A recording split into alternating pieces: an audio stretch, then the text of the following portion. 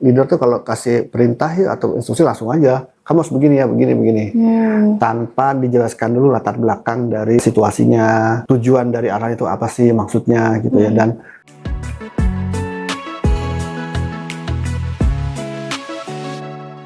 banyak leader yang sudah memberikan arahan kepada tim dengan jelas, tapi tim bergerak ke arah yang berbeda. Hal ini mungkin seringkali bukan karena kesalahan tim, melainkan bagaimana arah tersebut dibangun atau dikomunikasikan oleh leader. Nah, di episode kali ini, aku Aya bersama dengan Coach Adit akan membahas bagaimana leadership membangun fokus tim dan juga bagaimana coaching bisa digunakan untuk menyelaraskan arah tanpa harus terus dikontrol. Halo Coach. halo, Bagaimana Coach? baik, kabarnya? alhamdulillah. Oke Coach, Ya. tanya nih Coach, dalam pengalaman Coach nih, seperti apa sih tanda bahwa masalah fokus tim itu sebenarnya berasal dari cara leader memberikan arah?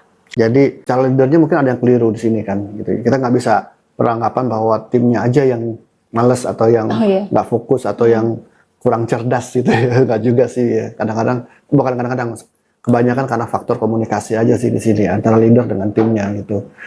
Nah, jadi faktor seperti apa saja nih leader biasanya ketika yang bisa salah ya memberikan arahan.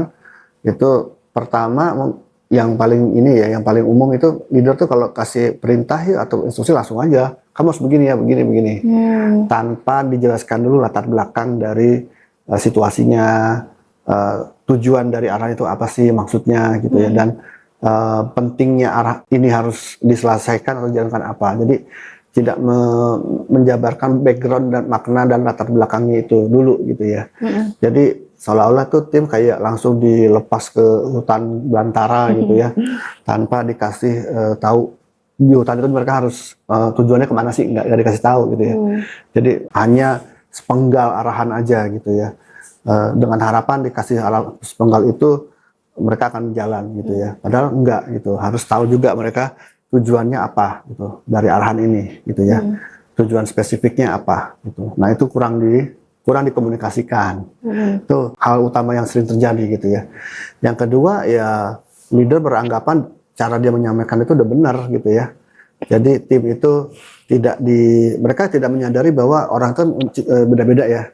Ininya ya, proses berpikirnya gitu.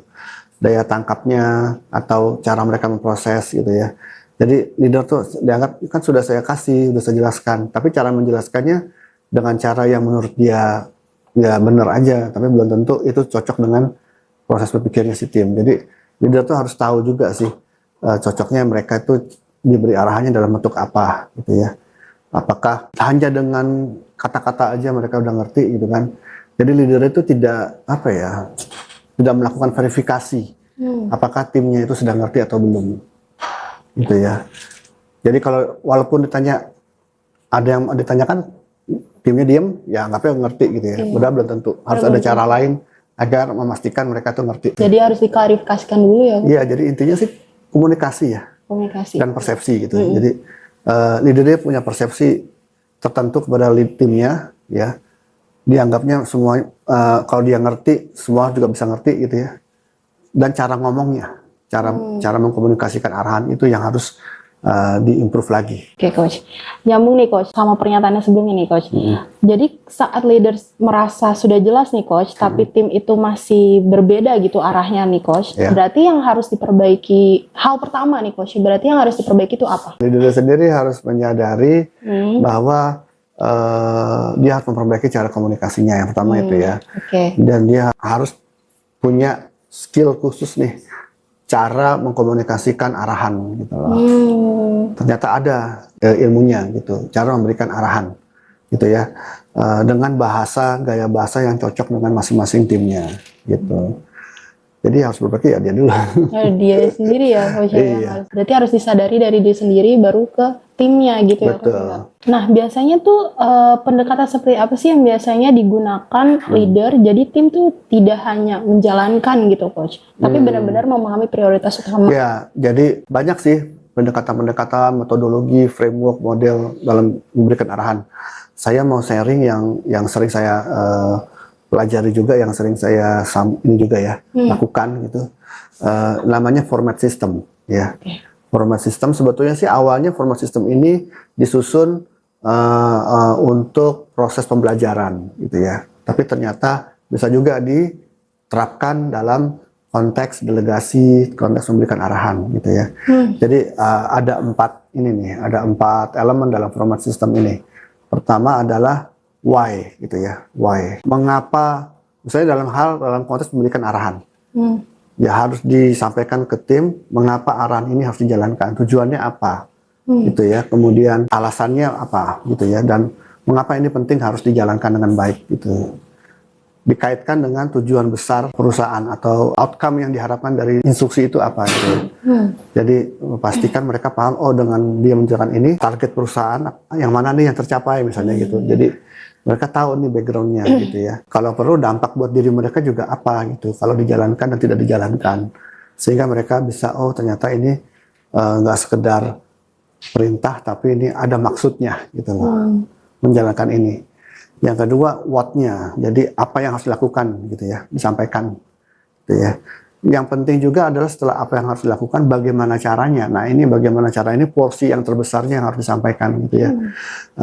Cara melakukannya gitu ya. Harus disesuaikan dengan gaya berpikir atau gaya belajar dari si timnya gitu.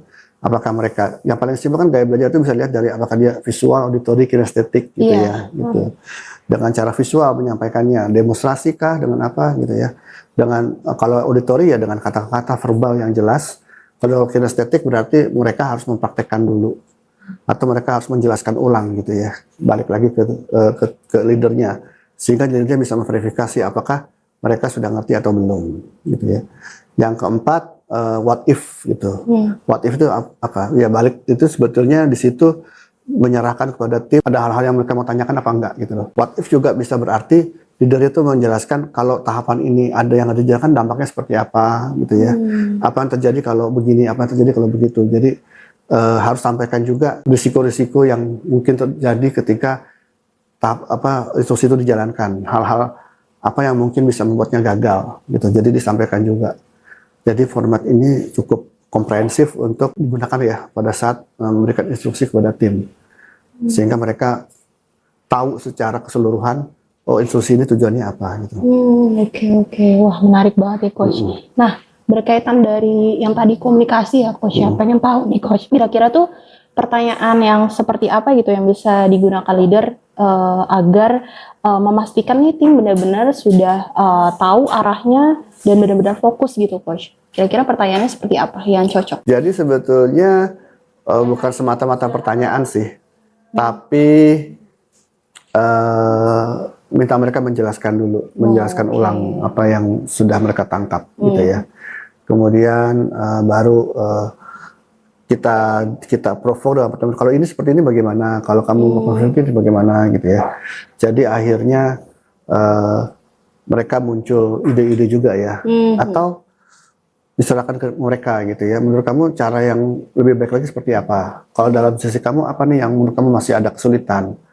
Jadi lebih ke menggali kemungkinan kesulitannya gitu ya.